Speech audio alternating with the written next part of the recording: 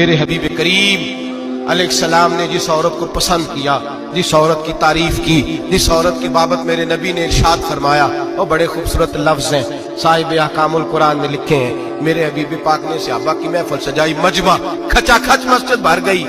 حضور نے فرمایا بول کے بتاؤ خیر النساء کون سی ہے، عورتوں میں سب سے اچھی بی بی کون سی ہے، بول کر کے بتاؤ۔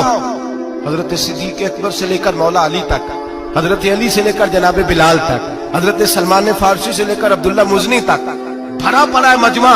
حضور نے فرمایا بولو سب سے اچھی عورت کون ہوتی ہے؟ ایک صحابی کہنے لگے حضور جس کی نماز قضا نہ ہوئی ہو، فرمایا وہ بھی اچھی ہے پر تم میری مراد کو نہیں پہنچی۔ ایک نے کہا حضور جو خامد کی تابع دار ہو، فرمایا وہ بھی اچھی ہے پر تم میری مراد کو نہیں پہنچے۔ ایک صحابی نے کہا یا رسول اللہ جو پاک دامن ہو، حضور نے فرمایا تم میری مراد کو۔ حضرت علی فرماتے ہیں جب سب کے جواب غلط ہو گئے تو میں قد میرا چھوٹا تھا، میں پیچھے بیٹھا تھا، میں گردن جھکا کے پیچھے سے نکل گیا۔ سیدہ طیبہ طاہرہ حضرت فاطمہ الزہرا رضی اللہ تعالی فرماتے ہیں بی بی صاحب کے پاس پہنچا، میں نے کہا فاطمہ حضور نے سوال کیا ہے۔ تو حضرت فاطمہ بھی گویا مسکرا کے کہنے لگی علم کے شہر کے دروازے تو آپ ہی ہیں، تو آپ یہاں آ گئے۔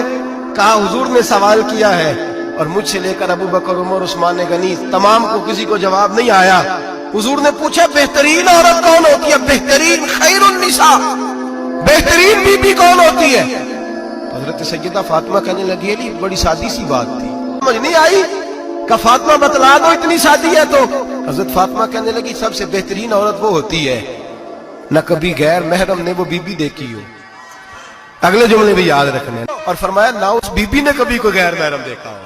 صرف مرد پہ پابندی نہیں کہ وہ عورت نہ دیکھے، فرمایا عورت پہ بھی پابندی ہے کہ وہ بھی غیر محرم کا چہرہ نہ دیکھے۔ فرمایا بی بی نے بھی غیر محرم نہ دیکھا ہو، وہ خیر النساء ہے، وہ سب سے اعلیٰ۔ حضرت علی کہتے میں جھٹ سے آیا، پیچھے بیٹھا، بات ابھی جاری تھی، میں نے ہاتھ کھڑا کر دیا، میں نے کہا حضور میں بتاؤں؟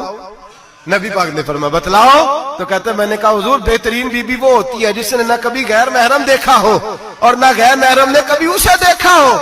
علی فرماتے ہیں میں نے جواب دیا تو میرے رسول کی آنکھوں میں آنسو آ گئے، حضور روئے اور فرماتے ہنستے مسکراتے اچانک صحابہ کے آنسو برسنے لگے، مجمع پہ کیف سا طاری ہو گیا، آنکھیں برسنے لگی۔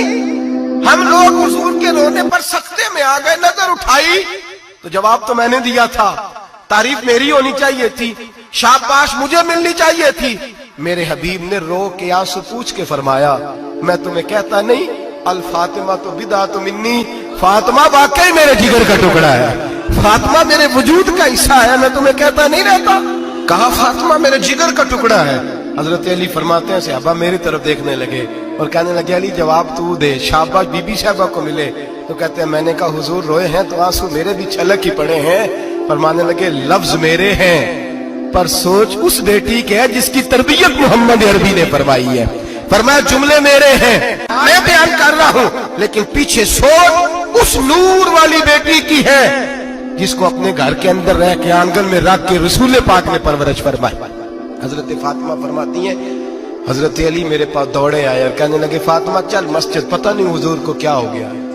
حضور رو رو کے بحال ہو گئے اور حضور حجرے میں رو رہے ہیں اور ہچکیوں کی آواز مسجد میں آ رہی ہے۔ چل ذرا چل کے حضور کی بات دیکھ کیا ہوا ہے، ہماری کو طاقت نہیں اندر جانے کی۔ سیدہ طیبہ طاہرہ حضرت فاطمہ جھٹ سے پردہ اوڑا، حاضر خدمت ہوئی، اندر گئیں، کہتی ہیں حضور کے کندھے پہ ہاتھ رکھا تو محبوب بیٹی کے ہاتھ کی ٹھنڈک محسوس کی، سر سجدے سے اٹھایا، فرمایا فاطمہ آ گئی ہو؟ حضور آئی، فرمایا چل بیٹی تو بھی ہاتھ اٹھا اور میری امت کی بیٹیوں کے لیے دعا مانگ، چل تو بھی ہاتھ اٹھا میری امت کی بہنوں ماؤں کے لیے دعا مانگ۔ محبوبہ کیا ہوا؟ میرے حبیب نے فرمایا رات مجھے دکھایا گیا ہے دوزخ میں کچھ بیبیاں ہیں، ان کے بال فرشتوں نے باندھے ہوئے ہیں اور انہیں گرز مار رہے ہیں، وہ چیختی چلاتی ہیں اور مدد کے لیے پکارتی ہیں، بڑی تکلیف میں ہیں۔ تو بی بی صاحب عرض کرتے ہیں یا رسول اللہ ان کی غلطی کیا ہے؟